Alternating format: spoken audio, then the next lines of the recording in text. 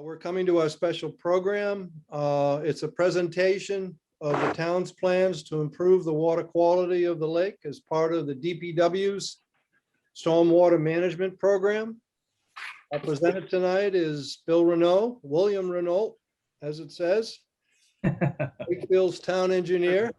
Bill has over 20 years of professional engineering experience working on drainage systems, design and environmental permitting projects for both the public and the private sector. Mr. Renault has acted in, there's a little inside joke there, but has acted in project manager capacity for numerous water quality enhancement projects throughout the Commonwealth, utilizing nature-based solutions and sustainable infrastructure.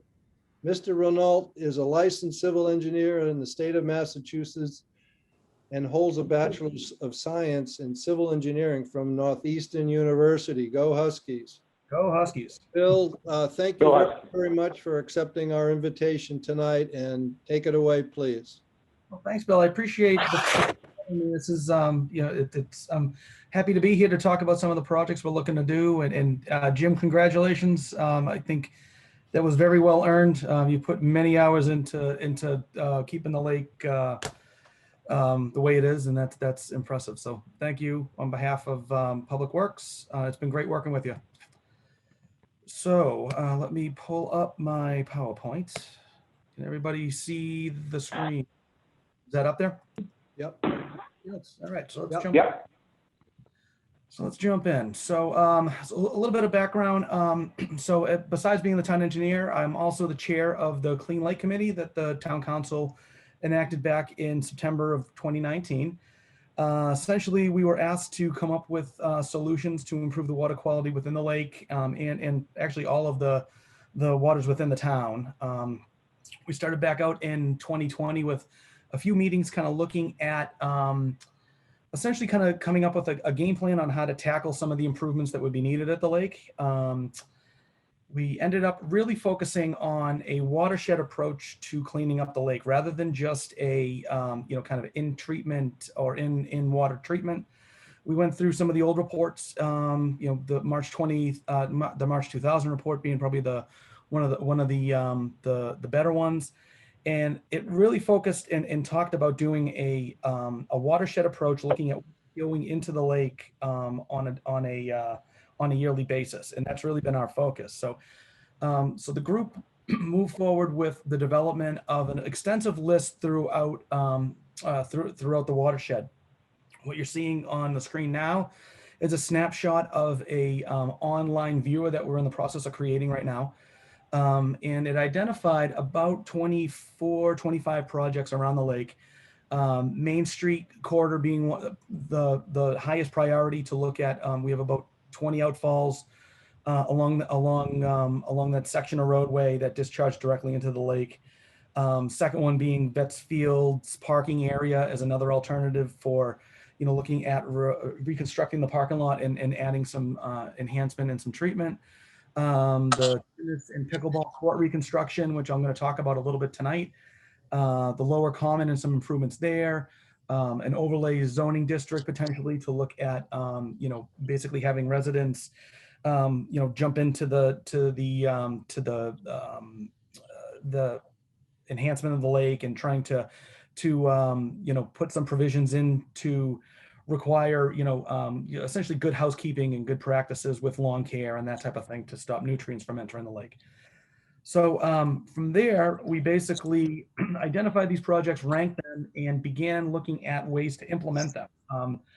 We've done that through capital requests at town meeting. We've done that through, our typical drainage budget. We've also gone through and identified a series of different grants that we've looked at. But basically, we really looked at it as a mindset shift. So any project that we're looking to do around the lake would, if there is an opportunity for an enhancement to be done, we're looking to do that. So I'll talk a little bit about the first project that we took, which was number 6 on our list, Gertrude Spaulding. So basically that was funded through a gift from the Friends, which we thank you for.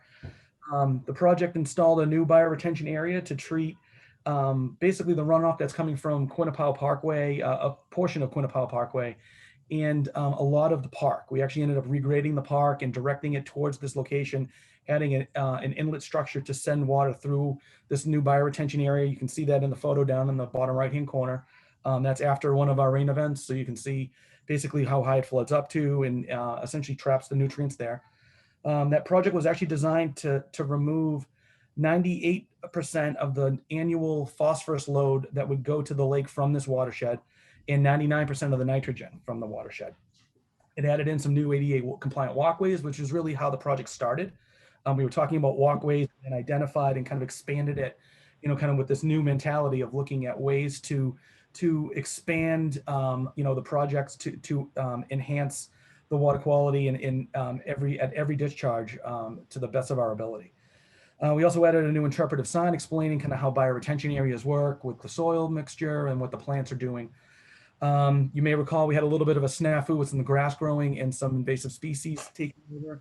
We were able to work with the contractor to get an additional 2 years of added maintenance through for him to actually maintain and have an agronomy program for the park, which was a good win. And he's also responsible for the plantings within the bioretention area. You'll notice if you were out there today or in the last couple of days, a few of the plants definitely didn't make it through. So he's responsible for replanting those and making sure they're established. So we'll be talking with him about going back to start looking at replanting those in the next few weeks. Next project was that we're working on right now was the third highest ranked project, and that was the Wakefield pickleball and tennis court reconstruction. You may recall at town meeting that was provided it was approved as an article to fund the rehabilitation of essentially the court itself. So as we started looking at that project, we identified other things that are within the area. One of the biggest being a direct discharge from Church Street that discharges into the lake with no treatment. We also saw some significant erosion within that gravel path that goes down and connects to the parking lot at Wakefield.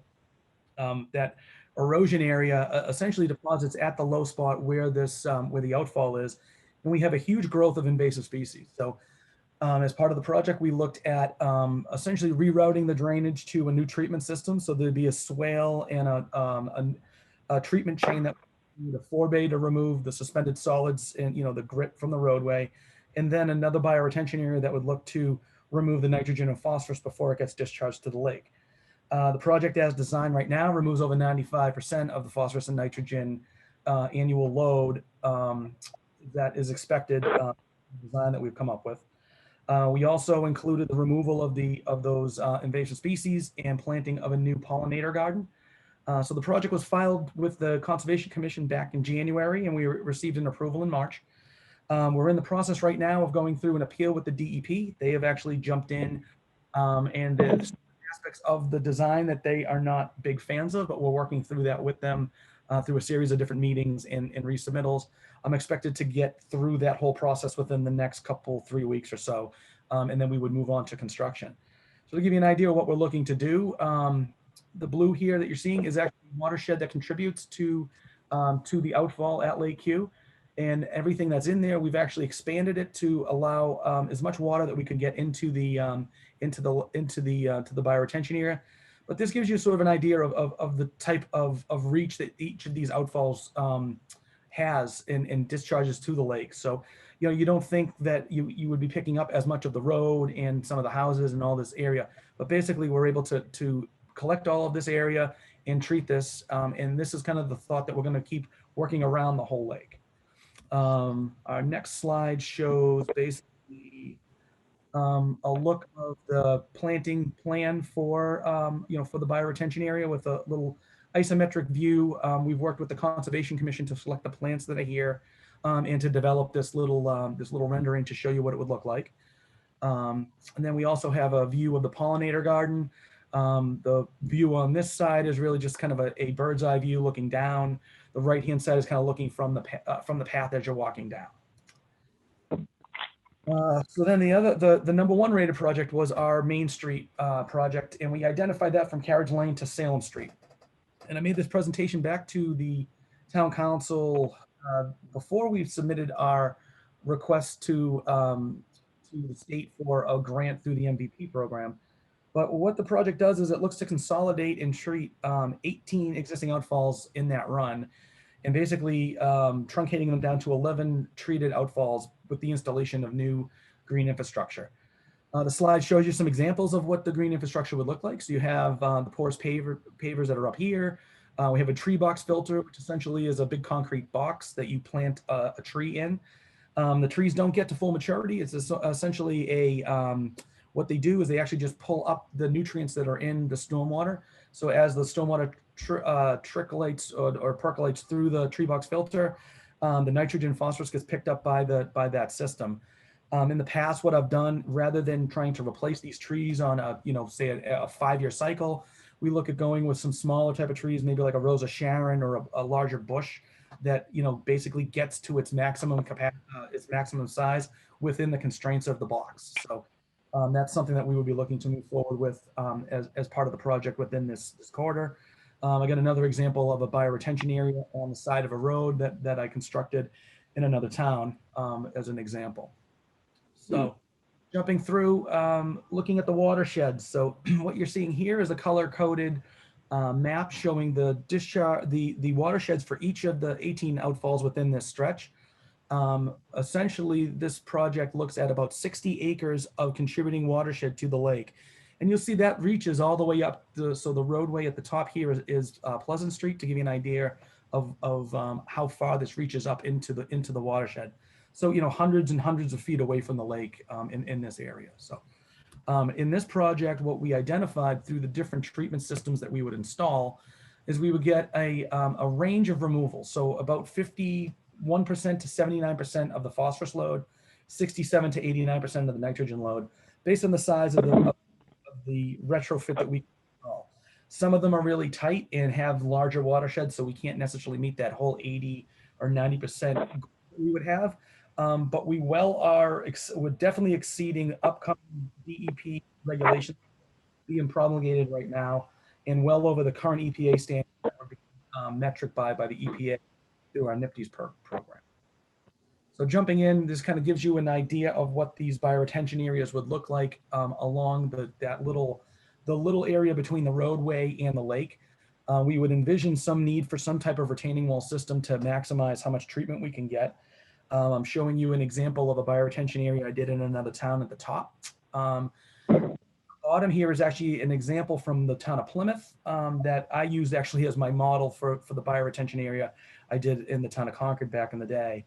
But this is essentially one of the EPA and DEP's kind of, I would call it their one of their golden projects that they use as a template for most communities trying to do these types of projects. So that it gives you a good sense of what these may look like down the road. So this is in the stretch between Carriage Lane and Lakeshore Drive. You can see the larger bioretention area that's being installed essentially between the two retaining walls that are there today. Going down further down between Lakeshore and Cordis, we looked at a couple of locations where we would do essentially in the parking lane, take up the parking lane to install bioretention areas within a curb bump out. And so we have a kind of a little isometric view here showing what that would look like. Essentially, you have a break in the curb that allows the stormwater to enter into it. It perks through the soil and the media. We also have an overflow so that it doesn't cause any flooding within the roadway. And basically what that would do is consolidate 2 outfalls for the section around the major curve and basically use the same outfall for the smaller section that's down in the back. We can't really do anything near the lake because we have the retaining wall. This is in the section around the curve where that big retaining wall is today. Mm-hmm. So we obviously can't really take that down to make this work. So it gives you an idea of how we would make that work. This is between Cordis Street and Sweetser. Once you get past the wall, you can see again some smaller bioretention areas being installed between the back of sidewalk and the lake. Moving down the corridor between Sweetser and White, a larger bioretention. This is in our preliminary design. We have an updated design that I'll show you in a little bit on kind of how this is going to end up looking. And then White to Salem, going essentially up to the pathway that leads to Lower Common. So another bioretention between the back of sidewalk and the lake. So what we've done is we applied for a grant through the through the Municipal Vulnerability Preparedness Program. So we actually requested a $2 million grant, which was the highest grant that you could ask for. That project, as I talked about before, consolidated those 18 outfalls into 11 with new bioretention areas in treatment through a bunch of different things. Infiltration trenches and pipes. We looked at porous paver, inlays between as an accent strip in the sidewalk and the roadway that would provide some infiltration. We looked at tree box, but really looking at all a 68-acre treatment, including 25 acres of direct connected impervious area, which is pretty much what gives you the main issues with water quality. So it's the direct connected impervious is the thing that you're trying to essentially deconnect is what you're trying to do. So, so you see the ranges of what these phosphorus load reductions would be and the nitrogen load reductions based on different pieces. What ended up happening, we were unsuccessful with the grant. They said, you know, a project of the size, they're trying to essentially spread the money out to the most amount of communities that they can. So obviously $2 million was a big ask. We knew it was, but we thought we hit the program pretty spot on. We got a lot of good feedback from the group, and they asked us essentially to try to look at phasing the project. So that's essentially what we did for our 2021 program. So what we did is we looked at consolidating 4 untreated outfalls into 2, with 2 larger bioretention areas being installed. We would be treating about 14 acres or so, a little less than 14 acres, with about 5 acres of that being direct connected impervious area. We can, on these bioretention areas, we're able to get closer to the 90s, in the high 90s for phosphorus load removal and nitrogen load removal. But one of the big pieces of this, which would allow us to advance some temporary paving and water main work that we need to do in that corridor. So we've tried to delay paving Main Street as long as we can to allow for this, you know, for these projects to happen. So we are still looking to hold off on the permanent paving. So we're looking to invest in a minor temporary paving project that would allow us to install the water main work that we need to do, and also get the first phase of this portion of the project completed.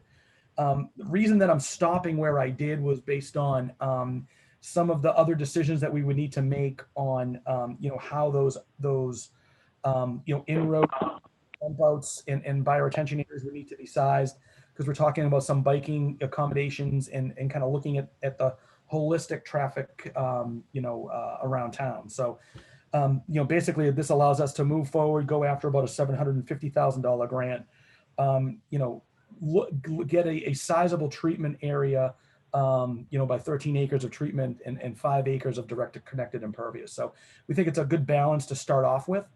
And then what we would look to do is essentially look at the funding that the Friends have obtained from the 200 Quannapowitt project, if that is approved, to basically move into the second phases and third phase of the project to hit the rest of this area and try to essentially go with the preliminary design that we had.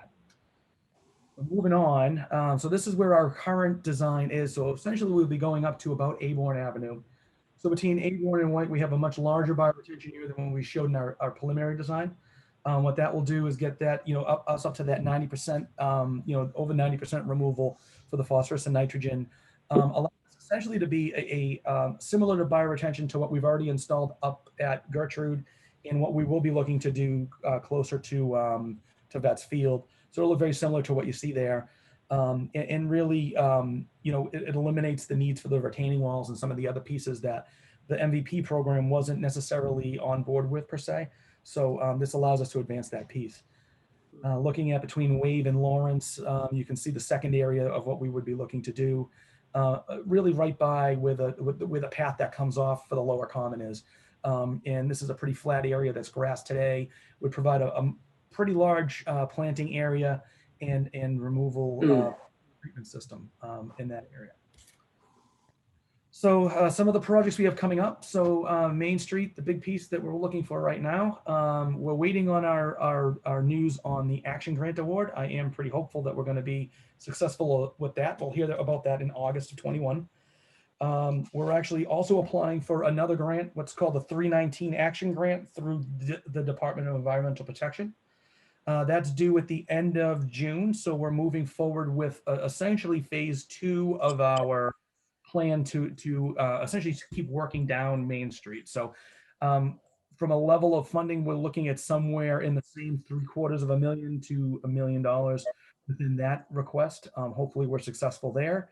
But we've had some initial discussions with the DEP on it, and we're hopeful, but we'll see how that goes. Project 3, which was the pickleball court that I spoke about, and tennis court that I spoke about earlier. And so we're finalizing our appeal in May. I'm expecting that to go in resubmittal by the end of the week, this week, hopefully. If all goes well, I would hope to hear back from them in June with the okay and thumbs up.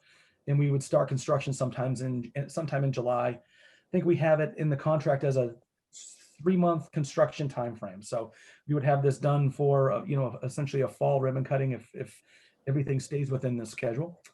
Project 5 is something that has been talked about a little bit, about a potential watershed overlay district for the watershed of Lake Q. There's been some discussions at the planning board level, which I'm not sure if anyone on the Friends had attended, and the ZBA, both of them have talked about different options for that. So that's something that we're looking to continue discussion on. I'm also looking at some changes within our not our wetland regulations, but our stormwater regulations in town to kind of make those a little bit more streamlined for applicants and consistent with the requirements that we have now at the federal level with the EPA. So I'm thinking about potentially rolling all that in as a fall request at the fall town meeting, if not the following spring in 22. And then project number 11, which was identified when we were doing the plan, as the 200 Quannapowitt Parkway project. So I'm in the process right now of doing technical review for that. We've already pushed back on some of the drainage improvements. We think there's some other opportunities that could enhance. So we're looking for more enhancements, really focusing on the nutrient load removal for the parcel, and essentially for the entire Quannapowitt Parkway. So for more enhancement there rather than what has been proposed to date. So that has been provided through a series of comment letters from me and my staff in the engineering group, as well as through the traffic advisory committee for talking about kind of the configuration of Quannapowitt Parkway to allow for walking and biking and whatnot, but also to provide an additional ability to either shrink down the total impervious area within that road, or provide some more beneficial green infrastructure installations. I talked a little bit about that map that I had showed previously. So the interactive project map is being finalized right now. I am hopeful that I'll have that up and running by the end of this week, if not definitely by next week. So that'll be something that you can kind of click on, and then as projects start to roll out, I'm continually updating that map. And also, one of the things that can roll into is actually a stormwater walking tour. So you can take it on your phone and call up that app, and you can click on as you're by a certain area. It will let you know that there is an enhancement project that was done, by the division and by the group, and what that project did, what it looked like before, and what it looked like when we were completed. So I think that's going to be a pretty cool aspect and something that's very interactive with the public. So I'm pretty excited about that project as well. So that is what I have for things that are coming up in the near term. I went through this fairly quickly. I'm happy to answer any questions that you have on any of the projects and dive into anything with any more detail that anybody wants to hear. Bill, I don't know if you have a game plan on how to take questions, if you want to, if people are going to raise their hands and. We don't have a game. They can speak up, I think, and they'll. I have a question. Sure. Karen here. Hey, Karen, how are you? And I don't understand a lot of, the letters that you assign to funding sources, but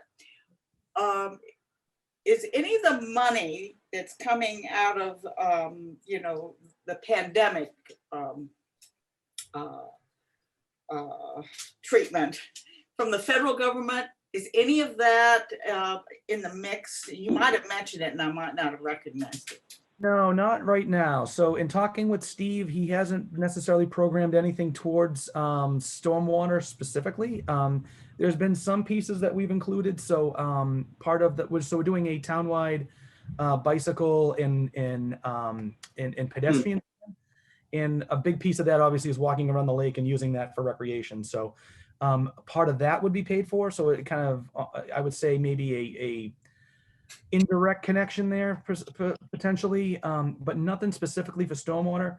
What I'm envisioning is, and what we've been doing in Public Works is actually increasing the request for stormwater money annually. So this year we asked for $25,000 more than what we received in fiscal 21. So 22, we received an additional 25 grand. We're continually build that up. We're thinking to get to a level of about $200,000 per year.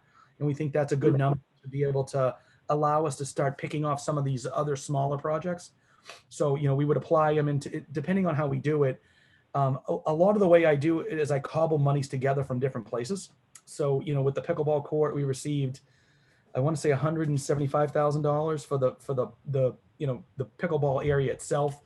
The bid ended up coming in somewhere with everything added in and all the extras around 275. And so that's funded through, you know, a bunch of other programs, because we are hitting a bunch of different things. We have some sidewalk enhancements. We have some, you know, some stormwater enhancements. So I pull out of different pots of money to keep the projects moving. Does that answer your question? Yeah, I'm just curious. Yeah. Yeah, and anybody else? And Bill, to answer your question, we have been paying attention to the planning board meetings on overlay district or lake protection district. Quite interesting. They made some progress the other night. They're not taking public comment, at least on last night's meeting, but they will in their next meeting. So we will continue to pay attention. We have some thoughts, but it is actually quite an interesting subject matter and difficult subject matter, but they really seem to be tackling it. Yeah, I think there are definitely models out there on this type of overlay district, if that's what they just choose to do. You know, some of the other questions I heard was on, you know, necessarily about heights, and then there was a discussion about the public works overlay district that we have around the lake, but that's all protected land anyway, so that's never going to really be touched. So yeah, it's a conversation for sure. Yeah, it definitely has been. Thank you. Yeah, I had a question. It's Rob Whittick. And there was some really nasty blue-green algae, especially at the head of the lake where the outfall was last year. And what do you envision that's going to be this year and in future years? Well, to be cut back. Yeah, so I mean, that's why we're doing these projects. So, you know, part of why this happens is because we're introducing more phosphorus and nitrogen. That basically is feeding the algae. That's how this happens. So the first piece here is to try to get as much, you know, treatment of the water entering the lake. That's kind of been our focus now. I think that is something that's attainable over the next 10, 15 years. We'd be able to probably get some type of treatment on most, if not all, of the outfalls. So that'd be the first start. You know, part of the other piece is that we're actually looking at within these grants, we actually include, you know, testing components of it too. So there was a pre, you know, construction testing that we do, and we already do that today anyway. So we're already required to test outfalls that go into the lake, and we're mandated to do that through the EPA. So we'll be doing that. And then once we get these infiltration systems completed and start constructing them, we start looking at the water entering in those locations. We also have spots where we're going to look at in water monitoring that the Friends had done back in the day, where utilizing those same exact spots with our testing protocol that we'll move forward with, so that you can see over time how much of a reduction that we're seeing with nutrients within the lake. So those are the first levels of metrics. And then there's also been some discussion about aeration. I know that was a hot button issue back in the day with some of the choices that were being made, but I know the Conservation Commission is looking at that. They've sent me a video about some smaller nano bubble systems that they're called. So that's something that we may be looking into in the future. I know that the folks at 200 Quannapowitt are actually considering doing that as a pilot potentially. So they would fund that. You know, I know that we talked about that, and I hate to say the word solar bees, but I'll bring it up. Typically you would do that in an area that you don't have power. We have power all around the lake. So I don't know if that's necessarily the best, you know, it's the best product on it. We can get the same level of treatment through other alternatives. So I think that's, you know, options that we'll be looking at going forward too, you know, but at the moment, I'm not saying lake treatment for, I would say, at least a few years until we get some empirical data that we're seeing reductions and, you know, how much it's needed. Because as soon as you clean up when you start doing the inlet cleanup and you start allowing and have more clarity within the lake, we start to run into a different host of problems. So now we run into the invasive species seeds that may be sitting, they don't get the sunlight, we clean it up, now the sun can hit them, they start to grow. So then we run into a whole another set of problems that we have to start thinking about. So, I want to be very methodical with how we look at this, and instead of just jumping head on into one technology, we would really look at piloting things and, how we would, look to potentially, whether it's through turbidity curtains or something, to isolate certain sections in the lake so you can see what actually happened and it doesn't, spread throughout. So that's kind of how I'm thinking of it. And really smaller chunks. It's taken, tens of years, decades and decades of pollution to get to this point. We can't remove it in, it's not going to be removed in under decades. I mean, it's going to take decades to fix too. So. Bill, hi, Carol speaking. Thanks so much for the information. I have a question. As most of the locations that you noted, have you already looked at sort of where the groundwater level is and compared to the system that you're looking into? And then the second question is, has the town considered forced pavement in larger parking lots? I know there's cost for equipment, but just curious if your thoughts on that. Sure. So first piece, groundwater. Yeah, I mean, essentially the groundwater around here is the lake. So that's pretty easy to figure out. I mean, so what we do is we take the high lake elevation before the board is removed to help flush. So we'll always take the high groundwater elevation from that time frame. And basically that's what I'm using to design off of.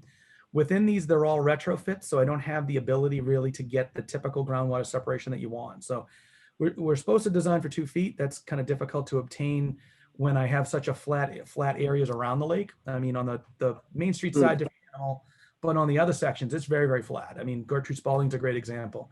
There's no way for me to actually pipe a stormwater catch basin into a bioretention area and meet a 2-foot elevation separation.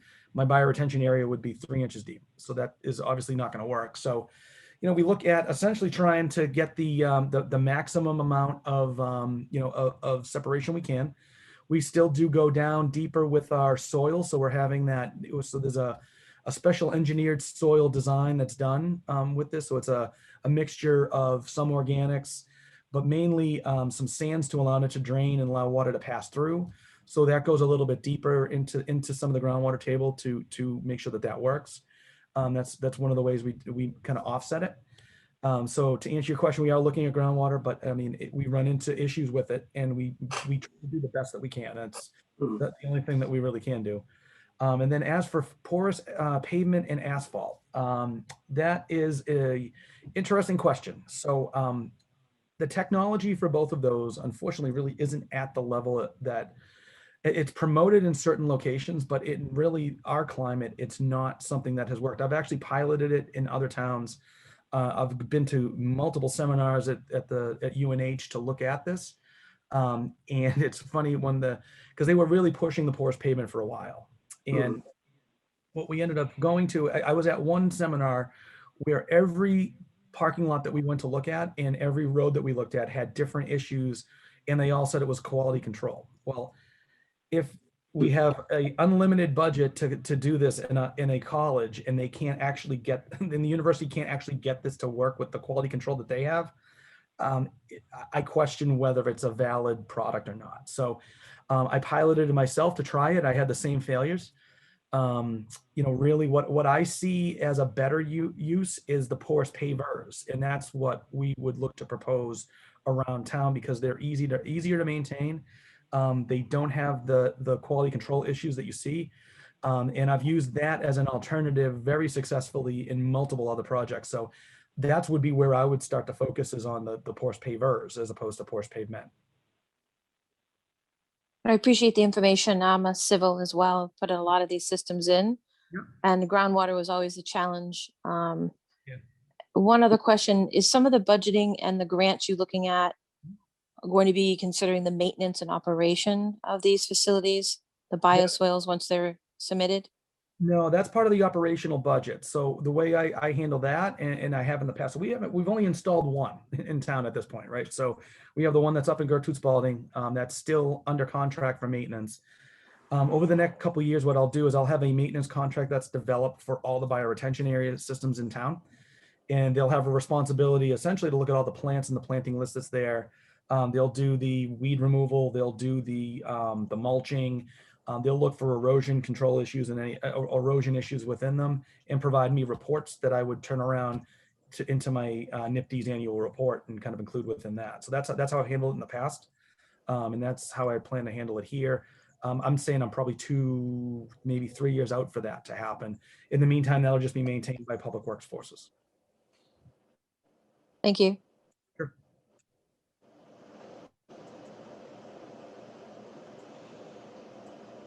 Any additional questions for Bill?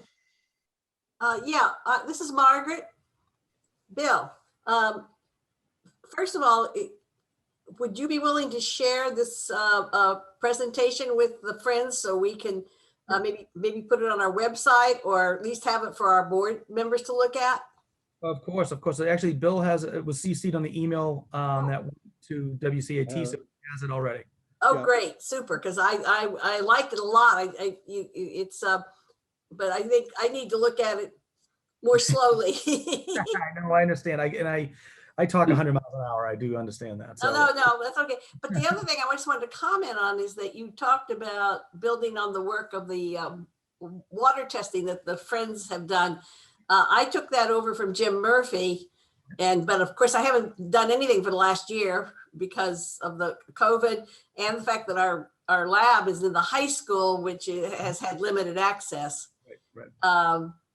But I remember him talking about this, saying that one of the values to this is that we have years of baseline of the water quality.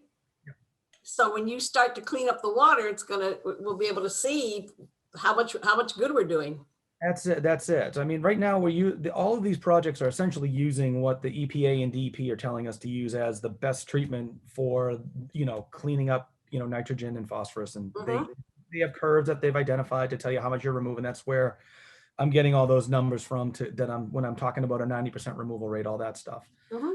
So, essentially, we're thinking the same along the same lines. So, we, as part of the grants, that's one of the differences that we proposed that most of the applicants really didn't, is more of that empirical data. And that's something that the EPA is always looking for, it seems like. So it's beneficial for them. It's also beneficial for us to see, that these investments are paying off. And if they're not, then we obviously have to have a shift in how we're handling this. So, I mean, I think, I'm in general pretty adaptive. I like to look at information and see that things are working. And if it's not, I mean, we definitely will be comfortable shifting gears if we have to. So. Thank you.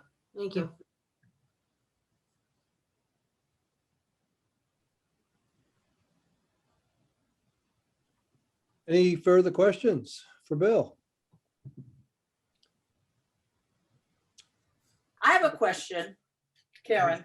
Karen. It may not be fair, and it's wide open, but one of the questions that we're asked over and over again by people in the community is it possible that the lake could be returned to a standard where we could have swimming again? And I know you can't answer that, but if you had to bet, had to put money on something like in 20 or 30 years of this kind of systematic work, do you think there's a reasonable chance that there could be swimming again? Yes. Yep. But I think the key is what you said, is decades down the road. Yes. So, I mean, that it's a feasible goal long-term, just not short-term, correct? Exactly. Yeah, exactly. And that's really what the intent of the NIPD's program is. So that MS4 program that we're required to meet, the goal of the program is to make, the waters of the United States fishable and swimmable again. And you can see the improvements in places. I mean, look at the Charles River and the work that's happened there. Look at the Boston Harbor. I mean, those are cleanup efforts.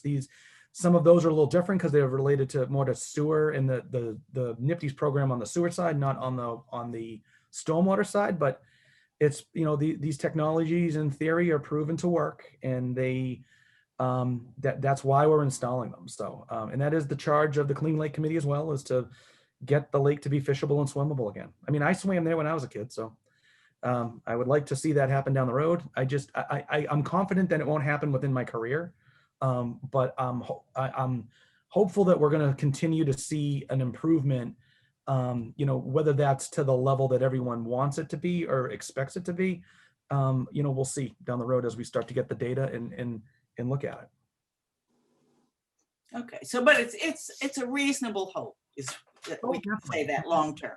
And these regulations are only going to get more stringent at the federal level too. So the town's going to be obligated to, and not even just, Wakefield, but all these other towns and communities. I mean, they're under the same level of scrutiny. I mean, if you look at the watershed for the which one is it? The Charles River watershed. There's a lot more work that has to happen at the municipal level. And so they're looking at, phosphorus and nitrogen control plans that have to be done for the whole watershed in the town. And that has to be mailed out to every resident. I think when I look at it, that's one of the pieces of the watershed, overlay district, is that maybe implementing some of those strategies early here in Wakefield to hopefully see some of those other improvements. So, there are other requirements that we're not hitting yet. I mean, they're going to come down the road. It'll be in a future NIPTES permit, I'm sure. I'd be surprised if it's not the next one. So that's in 10 years. So in 10 years, the requirements of what we're doing would be turned up. I think we're being very, very proactive with everything we're talking about in this presentation. So all of these aren't requirements. They will be down the road. So we're well ahead of most of the NIPTES requirements with most of what I just talked about tonight. So. Okay, thanks, that's helpful.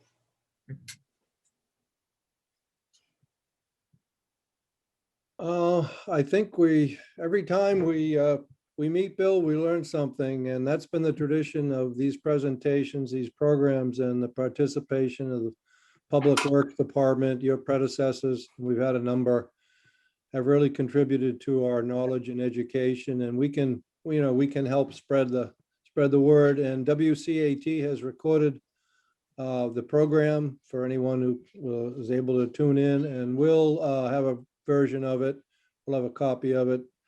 Thanks to Bill, and I want to thank him on behalf of the Friends of Lake Quannapowitt for being our special presenter tonight. Thank you, Bill. Thank you, Bill. Thank you. You're doing a good job. Thank you for having me. I appreciate it. So I have 3 wonderful pictures that we'll have to save for another time. For some reason, my PowerPoint won't open up. Wait a minute. Yeah, an old version opens up, and who knows? So with that, we're going to close the meeting. If we get a motion and a second to adjourn, thank you all. Bill Butler, looks like you're going to motion to adjourn. Oh, I make that motion. And Jim Scott, you usually second those. I second Billy Butler. And Liz, Thank you, you have all Jimmy. that. Thank you for recording all this tonight. Thanks for the participation, and we'll see you soon. Thank you, Bill. Thanks for the great Thank you, job, everyone. Bill. Thank you, Bye, Bill. everybody. Good Good night. good meeting.